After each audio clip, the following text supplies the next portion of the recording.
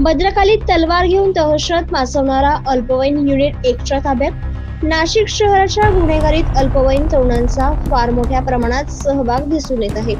खरं तर याचे कारण अज्ञान असू शकते किंवा अल्पवयीन तरुणांवर कायद्याच्या तरतुदीनुसार गंभीर गुन्हे दाखल करण्यास कायदेशीर अडचण येत असल्यामुळेच की काय, याच गोष्टीचा गैरफायदा घेऊन काही अल्पवयीन वारंवार असे बेकायदेशीर कृत्य करताना दिसतात।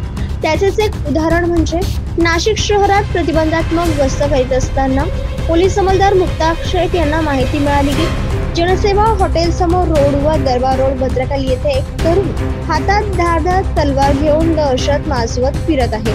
अशी माहिती मिळाल्याने गुन्हे शाखा युनिट क्रमांक 1 चे वरिष्ठ पोलीस निरीक्षक मधुकर यांना माहिती देऊन त्यांनी पोलीस उपनिरीक्षक चेतन श्रीवंत, पोलीस हवालदार देविदास ठाकरे, रमेश कोळी, पोलीस अंमलदार मुक्ता शेख, आप्पा पानवड यांचे पथक तयार करून त्यांना मार्गदर्शन करून रवाना केले।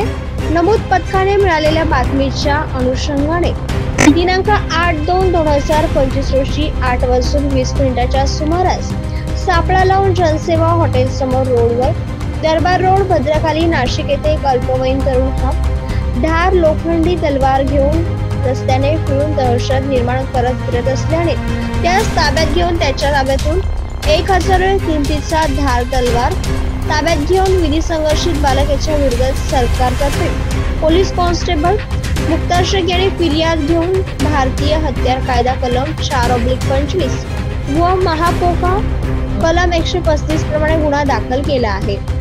महाराष्ट्र माझा न्यूज साठी मुख्य संपादक जनार्दन गायकवाड, नाशिक।